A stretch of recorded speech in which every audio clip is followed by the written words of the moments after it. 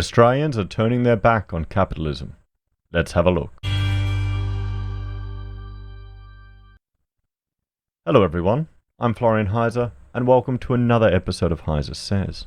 I've got my stein of coffee here, and I thought we'd have a look at this article from news.com.au, one that I find a little concerning, but not at all surprising. Australians turning their back on capitalism as they believe the system is failing them. Now, before we go into this, I'd like to, make the argument that a big chunk of Australians don't even realise we're not in a very capitalist society. We have massive taxation. We have significant wealth redistribution. We have government intervention in the free market on all aspects. Just look at the mess that the intervention in taxation for housing has caused. We now have a situation where 57% of our wealth is in housing and property. It's not a smart thing. We have groups of people that are completely separated from the market due to their employment. You're asking, how can you make that claim, Florian? Well, let's have a look here at this wage growth. We've got the wage price index, the public and private sectors.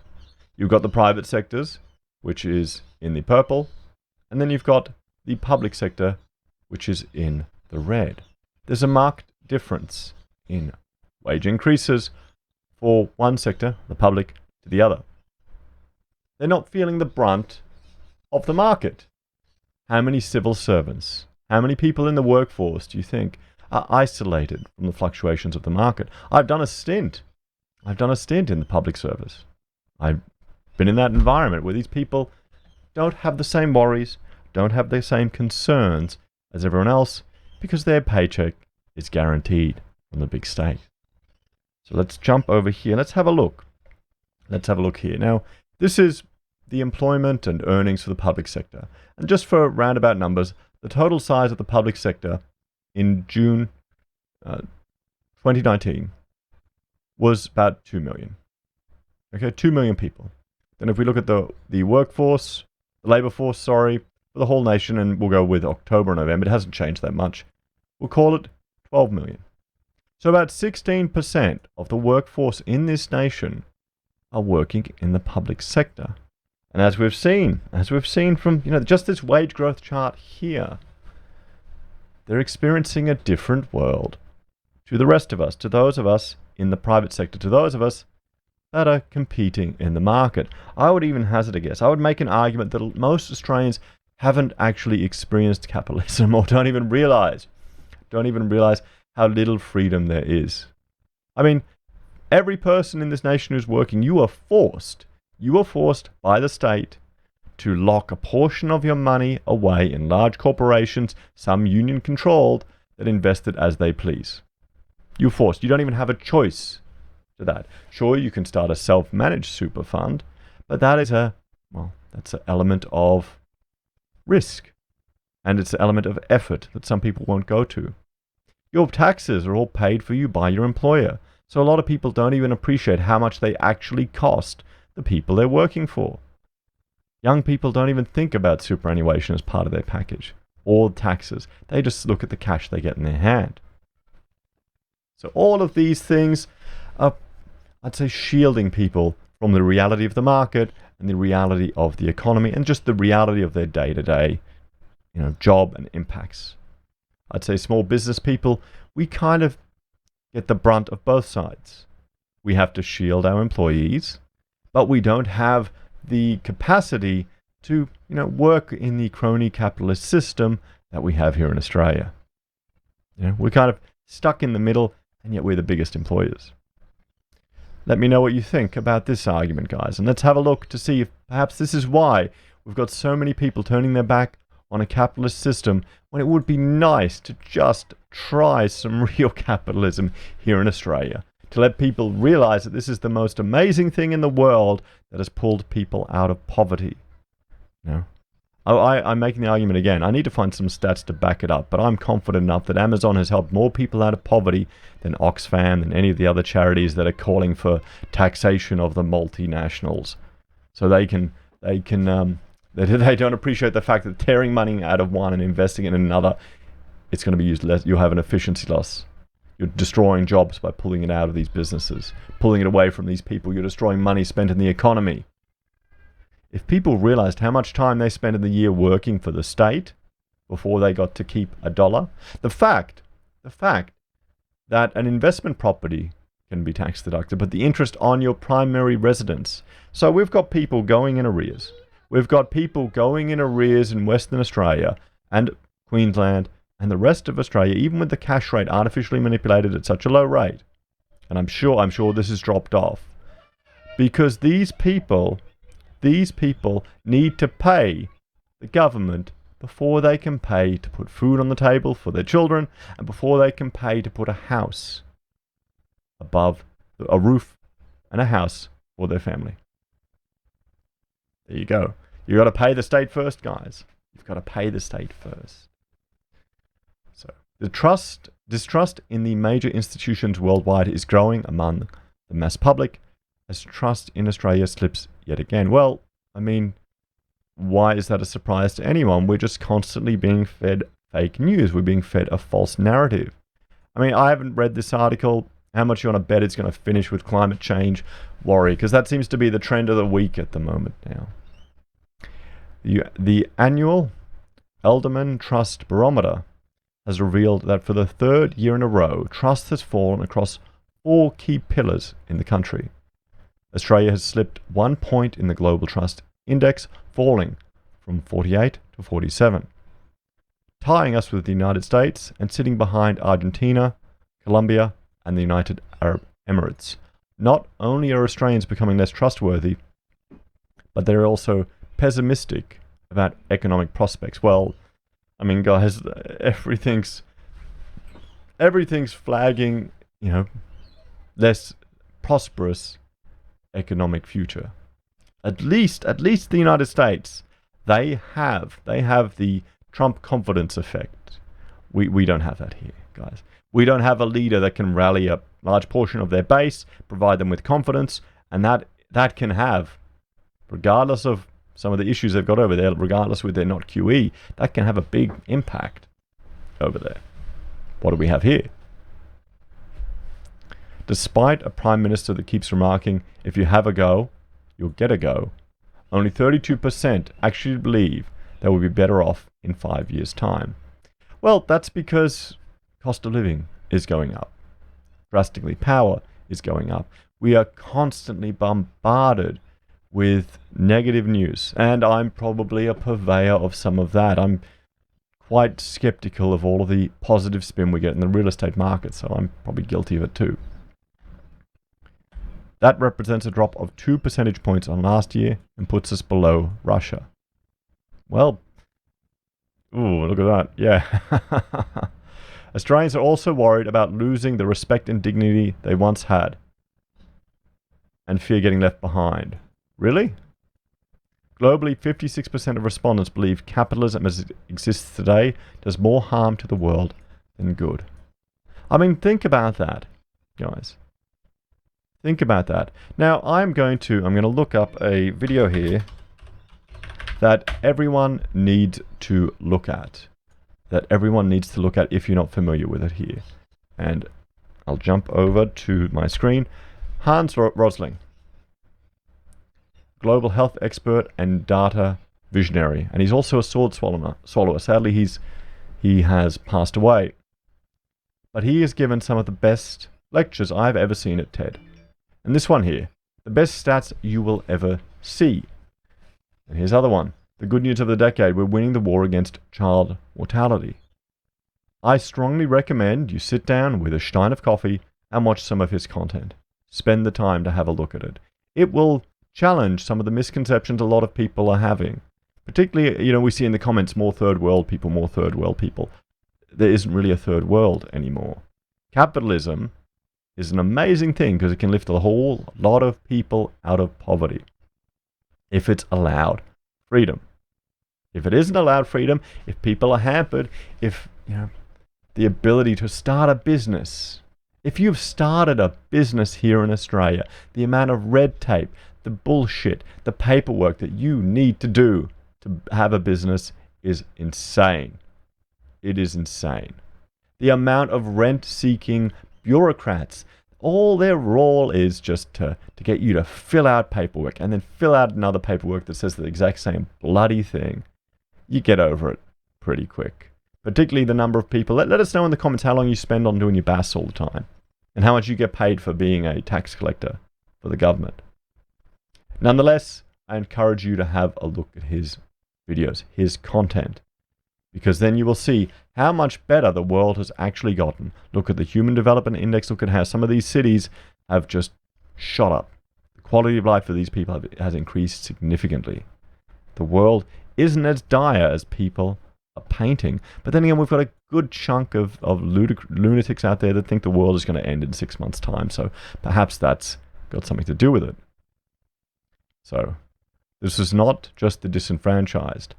59% of the middle quartile and 57% of the top quartile believe capitalism did more harm than good. That is disturbing. I mean, here in Australia, one could argue that it is now harder for someone from than a few generations ago to raise a family and to buy a house. Our housing market has bubbled. Housing prices, and I will bring up that chart. I mean, property prices have just shot up, even from 2006. You got one going up 140%, let alone since the 80s. It's gotten to the point now where we need to have a couple working. Both the husband and wife are working. Rachel and I have a very unique situation where we have our own business from home, so we can juggle things a lot better. But a lot of people don't have that freedom. I would encourage you to find a way to get it, guys. You know, if you're young and you're planning out your career, you want to get married and have kids, really weigh up what's important to life, because we've done it. We've had jobs for international brands and all the glamour stuff, and they'll treat you like crap. They'll work you to the bone. It looks really good on paper, and after a while you go, you know what, stuff it. When you see the people working in these big places, suffering from stress and going into early birth because of all the stress they're going on. Yeah, nah. You got to be smart with these things. Manage your life, live the way you want. And I'd say that to a lot of the younger girls who are going into university, or those of you that are watching. Encourage your granddaughters, particularly, to keep that in mind. Because if you give away your 20s to a business, they won't remember you. When you want to have kids, and when it gets harder. So weigh it all up. But what has that got to do with capitalism, or has that got to do, particularly housing, has that got to do with intervention in the market, with artificially low cash rates, with the perverse system we have here in Australia where money is funneled into loss-making property rather than other investments, inflating their prices? People want to make a loss on these houses so they can offset their other income tax. Or is it also to do with rapid changes to capital gains tax? So I think a lot of this comes back to intervention in the free market. It's not capitalism, guys. This is the problem. Every time you intervene, you're making an artificial modification to an emergent system, and there's going to be ripple and unknown consequences that they can't even measure. I mean, if they could, why would all the wage forecasts be this terrible? You tell me. Let me know in the comments, guys. So interestingly, Australia fell in the middle, with 50% agreeing with the statement that capitalism does more harm than good. That made Australia on par with 6 other markets, including Canada and the US, and still believing in the capitalist model. So, I mean, at least that's concerning. But the number of people that are turning their back on this, capitalism as it exists today does more harm than good. Well, I would say yes, they need to change that to crony capitalism. What we're starting to see, we're seeing people frustrated in socialist-leaning countries. Australia is very socialist, guys. There's a lot of wealth redistribution, and there is a lot of, just our taxation system. Just have a look at the mango farmers in North Queensland. I did a video about that. The government stepped in and legislated that after 38 hours picking, people have to get paid a penalty rate. So that is a state intervention in it, and it all sounds good and fluffy, but the people that are coming into work, they're missing out. They are losing an ability to improve their quality of life. Okay, what they want to dumb everyone down to the same lazy ass level. They want to forget about the Pareto principle and just go to 80%. Because there are people there that will go, stuff it, I'll just keep working. I don't care if it's only $10 an hour, so long as I can get most of it in my hand. And then you've got our taxation system, which punishes the more successful people. It really does. You hear in the news on ABC all the time, oh no, it's only going to the rich. The rich are getting so much more tax deductions. It's because they pay so much more taxes. I don't understand how people can't understand that. They can't really be that ignorant about mathematics, can they? They taught people simple statistics in Maths for Living.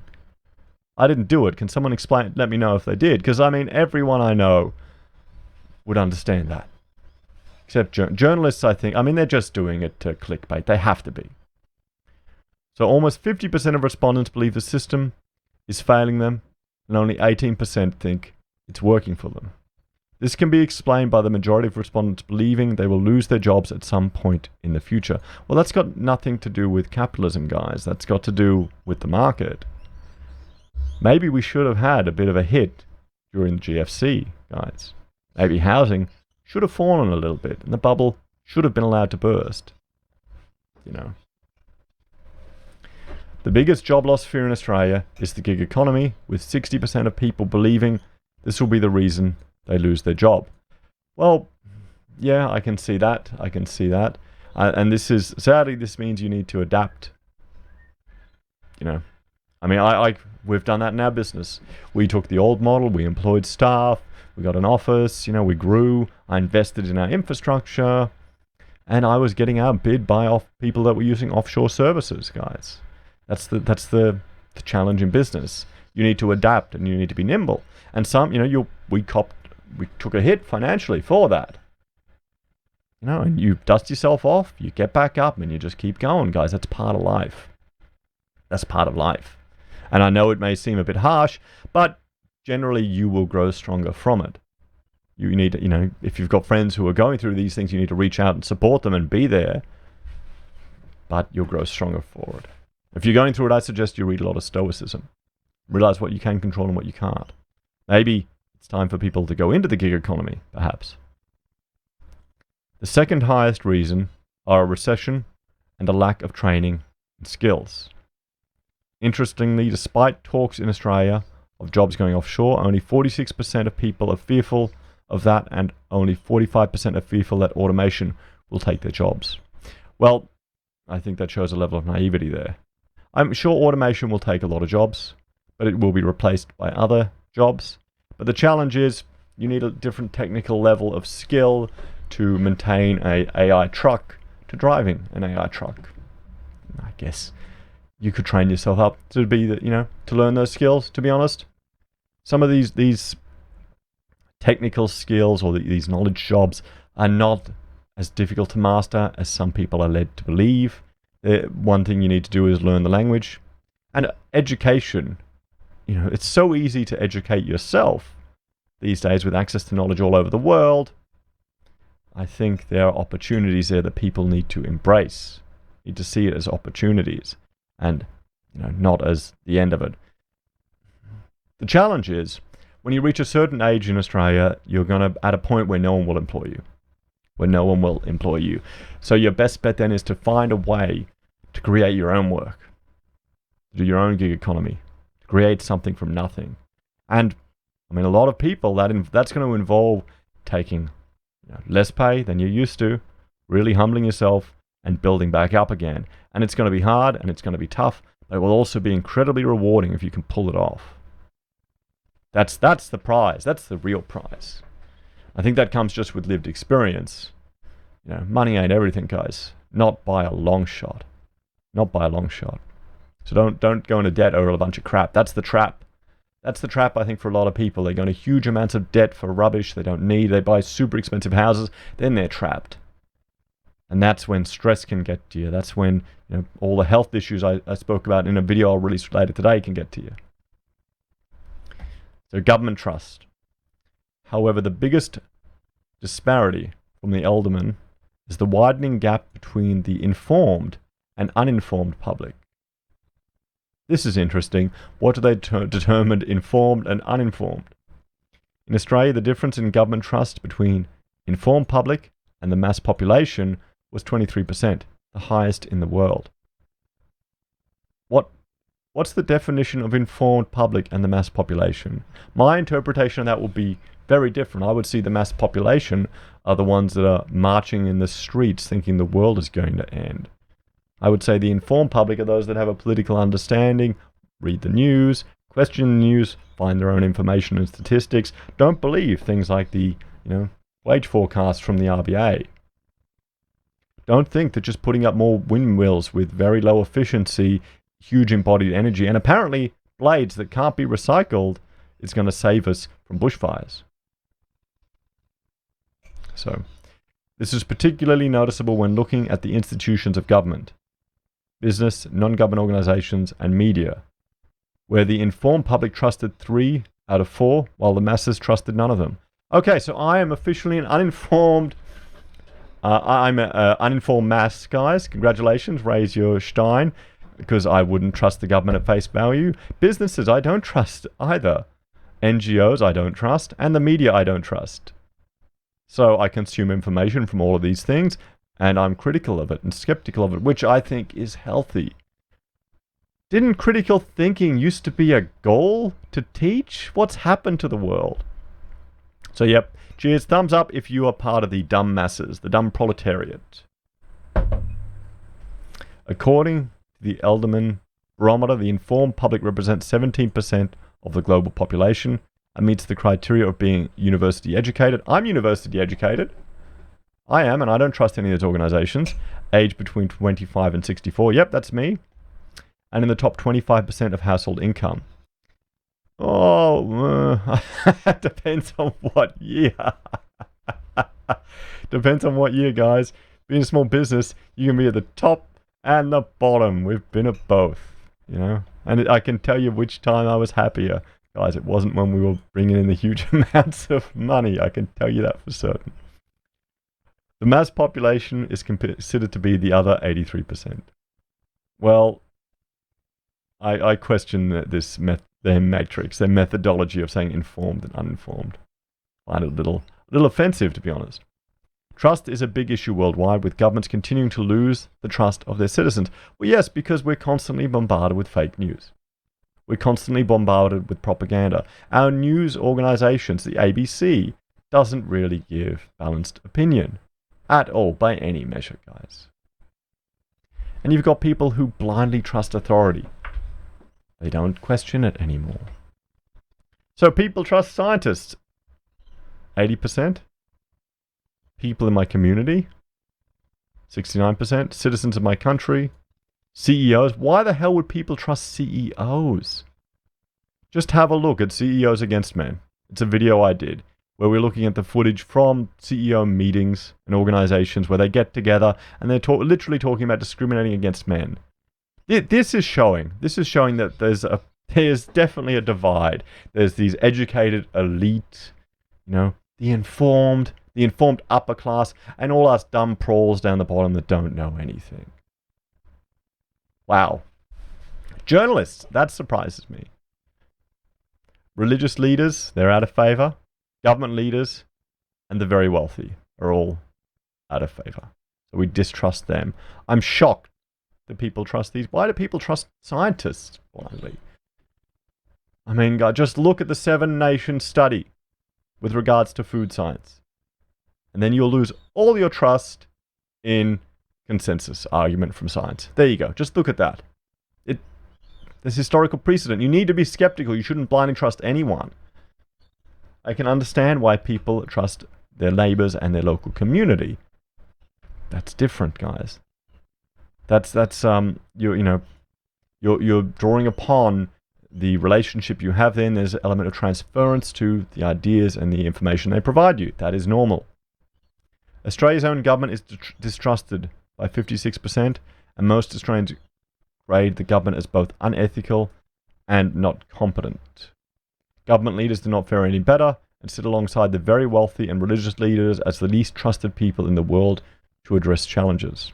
Meanwhile, scientists, including those advocating for climate change policies, didn't I say it, guys, are the most trusted, while journalists fall in the neutral category. Well, I'm definitely part of the dumb prawls, guys, because this does not represent me. I've got 2 university degrees. I'm in that age bracket, guys. And yeah, no. Governments are also considered unfair, with 57% of people believing they only serve the interests of the few. Well, it depends on which side of politics you would sit, which minority you believe they support. We have seen Labour went to the election with discriminatory policies against men. They believe in the fiction of the wage gap, guys. Okay? It isn't real. If you think it's real, you're not part of the 20% in the Pareto principle. You're part of the 80% that don't work hard enough. Okay? That's the harsh reality. If you think the wage gap is real, you're probably not a hard enough worker to have experienced it. Because ask anyone in small business, you pay the least you can, but you reward the hard bloody workers. You will pay above awards, you'll give bonuses, you'll pay them for staying back and working later. Ask anyone. That is how they reward their people. It's more a function. The wage gap, or the earnings gap, is more a representation of the dedication and hours that people work. And there's certain physiological differences between the genders that manifest themselves in a wealth of ways. And one of those is drive to succeed and work. Because one part of the gender divide maybe needs to really be successful financially to attract a mate. There's this thing called nature. I know we're trying to steer away from that now, but anyway. So 74% of people believe CEOs should take the lead on change rather than waiting for government to impose it. Already that appears to have been happening around the world, including Qantas CEO Alan Joyce vowing to cut emission by 2020, and Microsoft CEO Satya Nadella pledging to make the tech company carbon negative. Let's have a look, guys. Let's have a look. Before we jump, we'll go to the carbon market and we will have a look at the methodology that is used to achieve that type of stuff. This is how you achieve carbon offsets with these type of projects that are about to appear here. Carbon abatement by planning and burning, guys. It'd be good if we had a bit more carbon abatement and burning of some of the, fuel load. That may have helped. That would have offset the carbon. Because now all that carbon trapped in those forests and the bush, it's all up in smoke, guys. This is what they're talking about. It's just funding these things with the profits from their businesses. Sure, let them do it. But don't virtue signal like it's a big deal. It's not that innovative. Let them do it. Cool. If people want to choose that, fine. And I would rather the market responds, I don't want government intervention. I question the validity of some of these projects, and I think it's not going to have as big an impact as people see. But if you've got remote communities up north, Queensland and Western Australia and the Territory that are using this to make money and employ people, go for it. Go for it. That'll give people self-respect. That'll solve a lot of the issues that we have in Australia. Anyway, guys, what do you think? Bloody hell, this is nearly gone for half an hour. Do you think Australians are abandoning capitalism because they have never really experienced it? Do you think Australia is as socialist a country as I'm arguing for? Should we all just, embrace the Comintern and give up our rights one by one and let the state take care of us? Because they've done it fantastic every other time. Have the arguments and discussions in the comments below, guys. Please behave, and thanks for watching. If you're a fan, please like, share, and subscribe. If you want to help us grow our content, we have a Patreon where you can make a small monthly donation. We also have the ability for you to join the channel here on YouTube, where you also get access to emojis and badges. You can support us through our referral links at Independent Reserve for your crypto trading and Amazon and eBay for your consumer purchases. It's a great way for you to support a channel without any cost to you. Encourage other content creators to use it. We have Pocket Squares. Pocket Squares, perfect for your next, climate protest or court appearance or function. Made by Rachel, right here in Queensland, available from the HeiseSays website. And finally, we have PayPal if you want to make a direct contribution like that. Thank you to everyone who has helped support this channel, helped us grow. Have a great day, and I will talk to you all later. Bye for now.